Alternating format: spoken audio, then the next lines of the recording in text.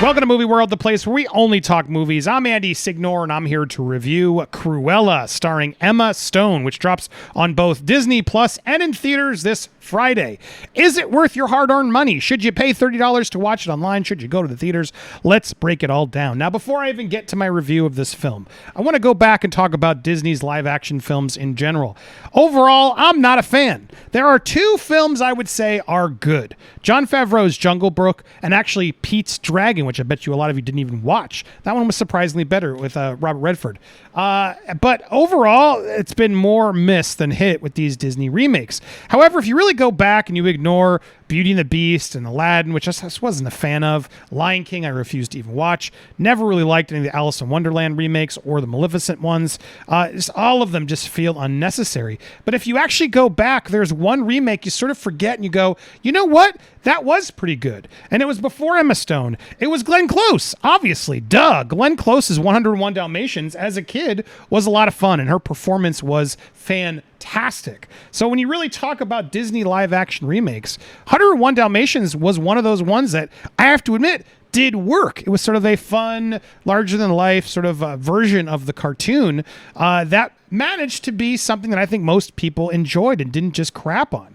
So for them to now have to do a new one, an origin story with Emma Stone in the part, can this even work? Can it compare to not only all these other ones, better, the original cartoon, and then even the Glenn Close remake? And I have to say, I'm surprised in admitting that it wasn't as bad as I thought it would be. Now, it's a little long. It definitely could have been trimmed down a bit, but Emma Stone really does a great job in the film. This movie really is 101 Dalmatians meets A Devil Wears Prada. It's so similar to A Devil Wears Prada, so it's sort of like more of a Disney-fied kids version, but it's still a little edgier than most of these remakes, I would say.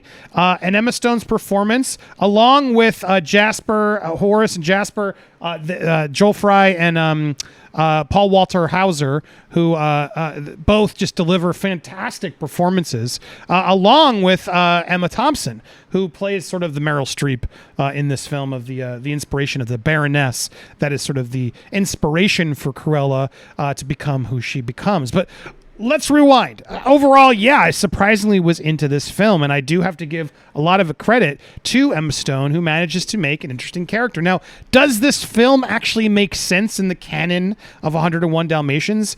Not really. It's sort of its own sort of adaptation, it feels like, in a way of I'm still confused how they're going to turn her into the villainous Cruella later, because they do sort of jockey with this sort of good and bad version of the character. The film starts off with her as a child, and her name is Estella. And as she has with the hair, she sort of has two sides to her as a kid, Stella. And then when she wants to be cruel to the world, which is mean to her, she becomes Cruella. And as silly as it sounds, it worked for me in the film. It's like, okay, it's just a kid being a kid.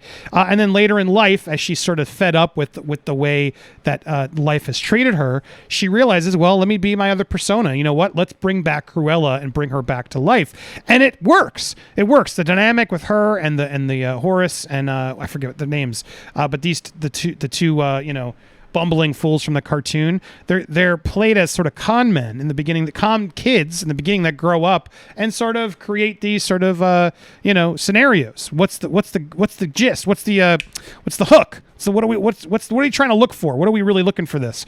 And they're all sort of helping each other, doing these cons. But then Cruella realizes that she longs for more. She actually wants to be a designer. She really enjoys creating outfits and stuff. And so she works for she tries to get a job with the Baroness, who is sort of the high couture fashion person in this world. And so she goes to work for her, and then the two end up sort of jockeying for who can be the alpha of the room, who's the one who's going to really be in charge. And look, that's the movie. If you don't like that synopsis of the movie, then check out and don't waste your time. However, I have to say, as a Devil Wears Prada type film with sort of epic, cool, really good costumes. Surprisingly, I think this will clearly win an Oscar for the costumes department out the door. Music is really great. The music is wonderfully done. I wanted to give props. It was who did this? Sorry, I thought I had it open, but it didn't. The music is really great. There's a bunch of sequences, the instrumental mixed in with sort of the band choices and stuff that they do. As I'm trying to find it quickly, stupid IMDb.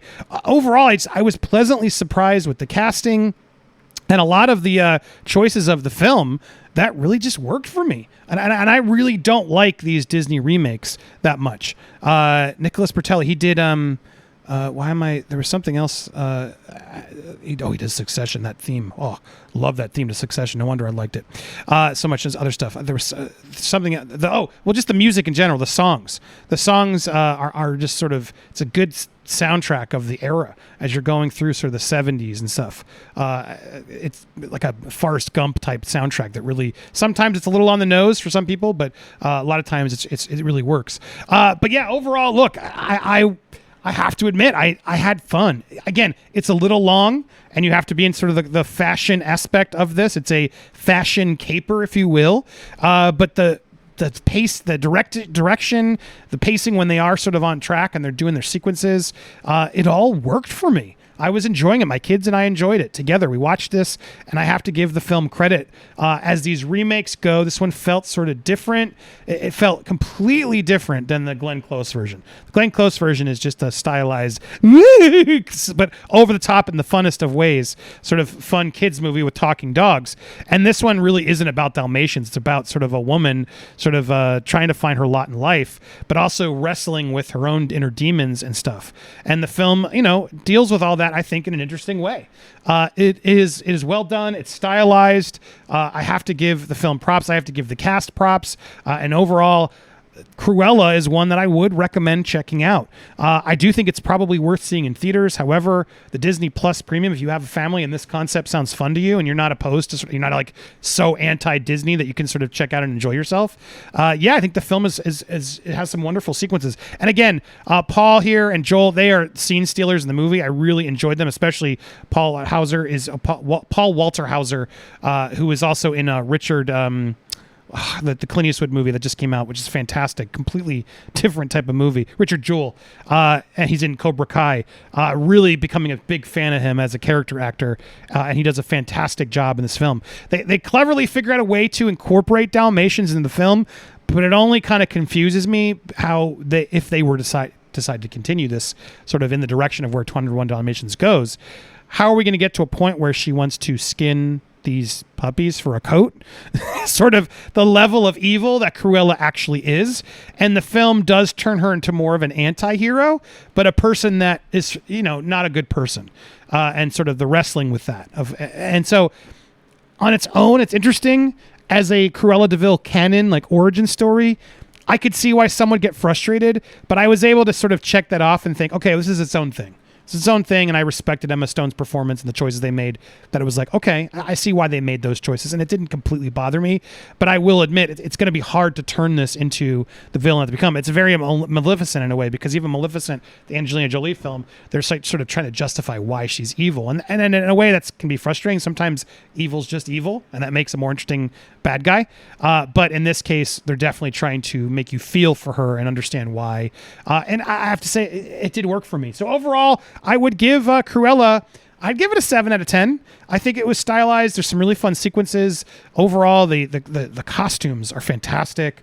The music, the sound, the song choices, a lot of it really works. While I do wish they would have tightened it up a little bit for a kids' movie sake, it didn't need to extend as long as it did. Overall, the performances between all of them, and Emma Thompson especially, Emma Stone and Emma Thompson do a great sort of toe-to-toe that I have to say I would recommend this film to you.